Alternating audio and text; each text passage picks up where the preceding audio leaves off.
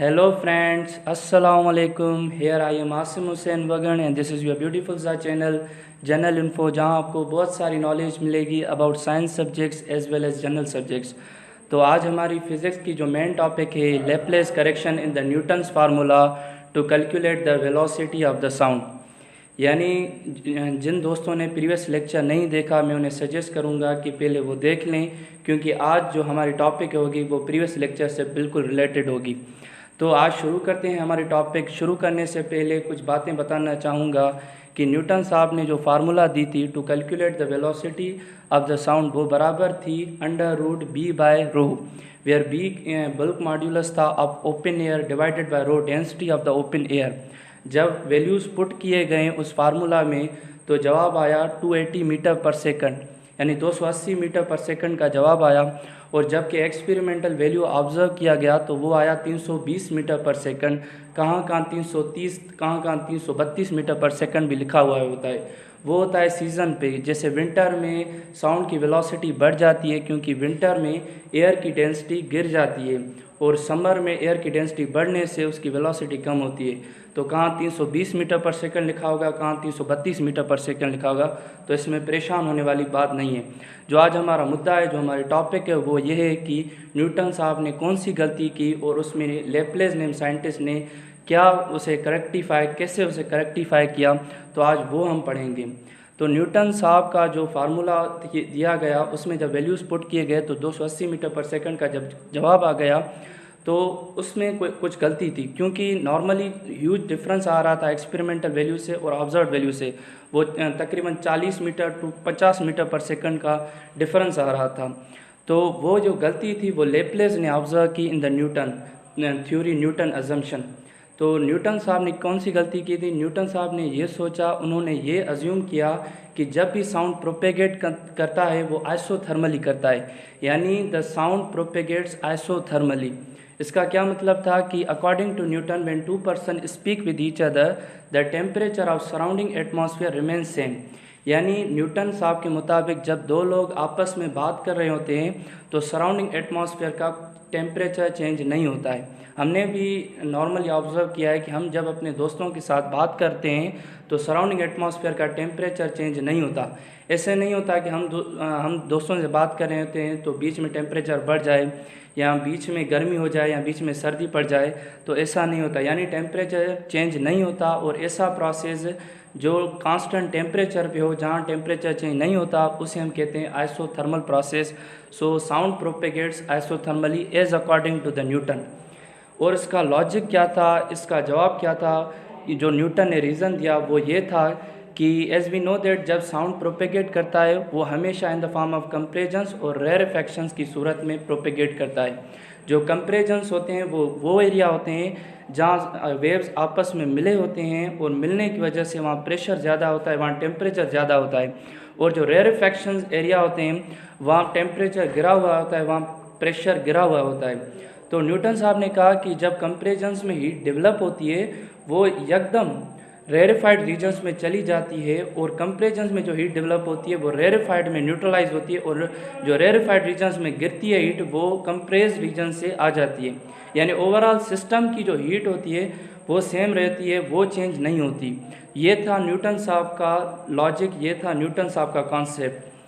पर Laplace name scientist ने कहा कि ये कॉन्सेप्ट गलत है कि साउंड जब प्रोपेगेट करता है आइसोथर्मली, यानी अकॉर्डिंग टू लैप्लेस, जब according to the Newton, according to the Laplace, that sound velocity is very high and there is an insufficient time for generated heat in compressions to go to the rarefied regions।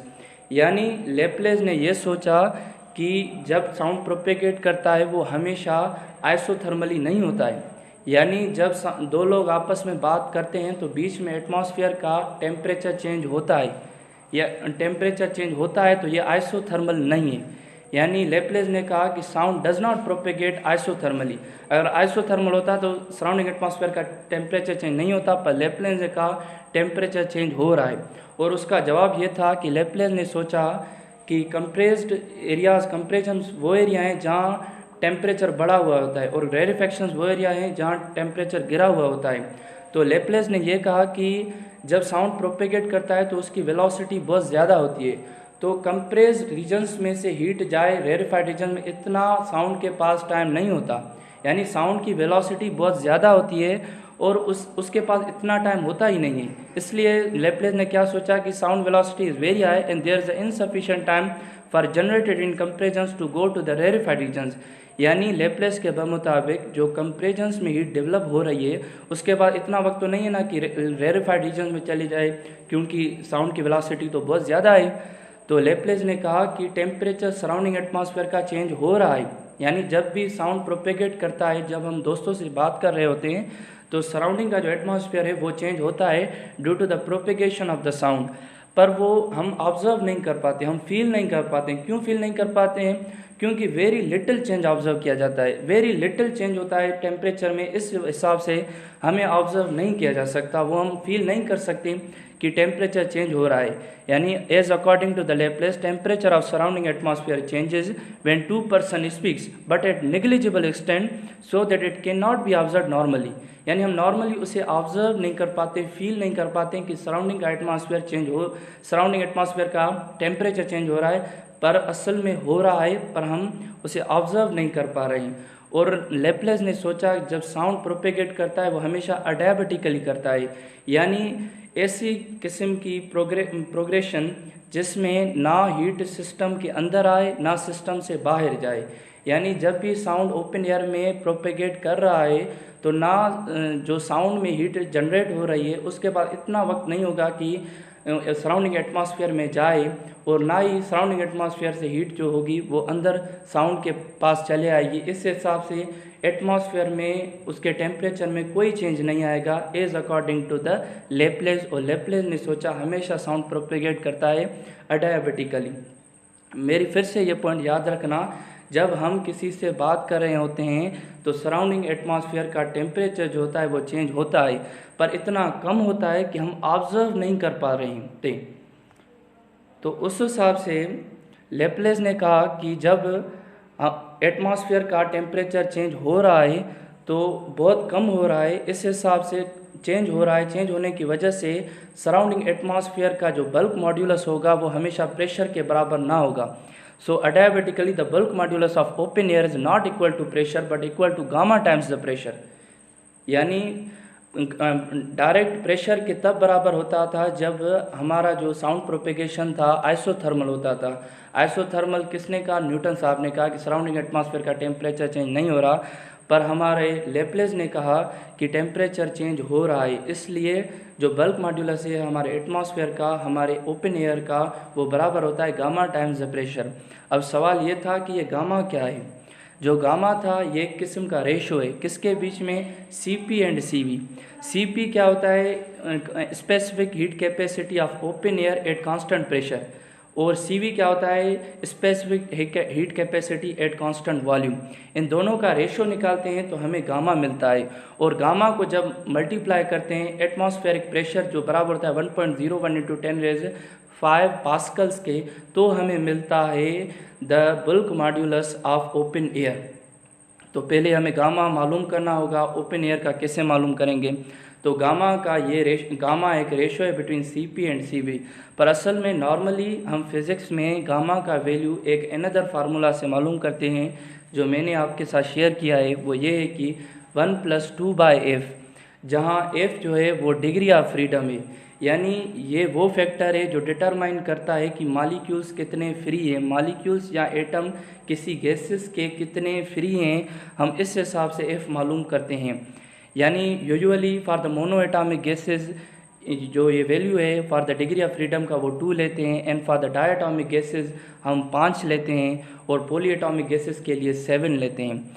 और इसका value का difference ये है कि जब mono atomic gases होती है उसमें अट्रैक्शन ज़्यादा होती है, अट्रैक्शन ज़्यादा होने की वजह से उसमें जो freedom of degree of freedom होता है ना वो कम होता है। जो जैसे हमने केमिस्ट्री में पढ़ा है कि जब मॉलिक्यूल्स में ज़्यादा अट्रैक्शन होती है तो वो फ्रीली मूव नहीं कर पा रहे होते हैं, तो यहाँ भी मोनो एटॉमिक के गैसेस के लिए डिग्री ऑफ फ्रीडम यानी f जो होता है वो कम होता है, और डायटॉमिक के लिए मोनो एटॉमिक से ज़्यादा होता है, और पॉली एटॉमिक में सबसे ज़्यादा होता है, क्योंकि पॉली एटॉमिक गैसेस में जो होता है मॉलिक्यूल्स के बीच में बिल्कुल कम अट्रैक्शन होती है, इसलिए डिग्री ऑफ फ्रीडम उसमें ज़्यादा होती है।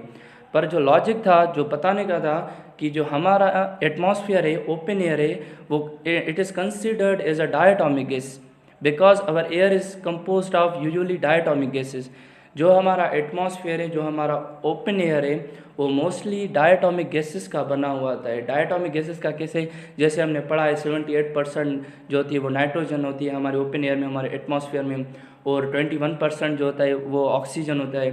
तो यूजुअली नॉर्मली जो हमारा एटमॉस्फेयर है वो तकरीबन 98% जो कहते हैं कि हमारा डायटोमिक गैसेस का बना हुआ होता है। डायटोमिक गैसेस का बना होने से हम एयर को ओवरऑल डायटोमिक गैस कंसीडर करते हैं, और इसका वैल्यू जो होता है वो डिग्री ऑफ फ्रीडम का वो क्या लेते हैं, 5 लेते हैं। तो आओ गामा मालूम करें। गामा का वैल्यू आप कहाँ से मालूम करेंगे, 1 + 2/f, वेयर f = 5।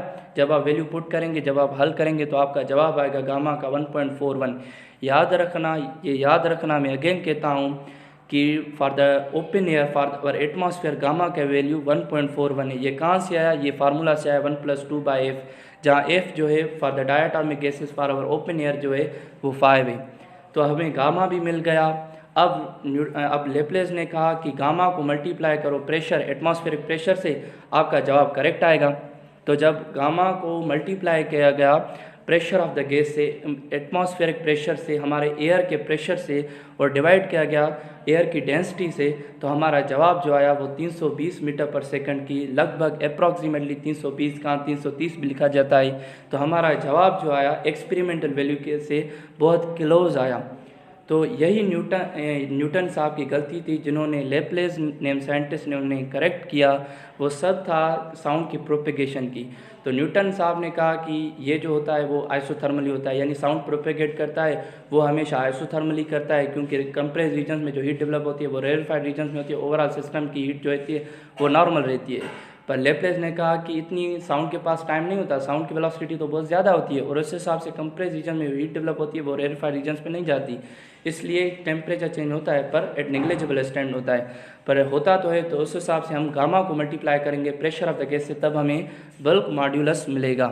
तो इस हिसाब से जब गामा का वैल्यू फाइंड किया गया, जब ओवरऑल वैल्यूज पुट किए गए, तो हमारा जवाब जो आया वो सही आया एक्सपेरिमेंटल वैल्यू से।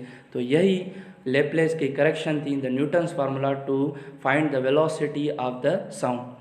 तो होप दोस्तों आप सबको पसंद आ गया होगा। अगर पसंद आया है तो प्लीज़ लाइक करना, सपोर्ट करना, हमारा चैनल सब्सक्राइब करना। थैंक यू सो मच, जज़ाकल्लाह।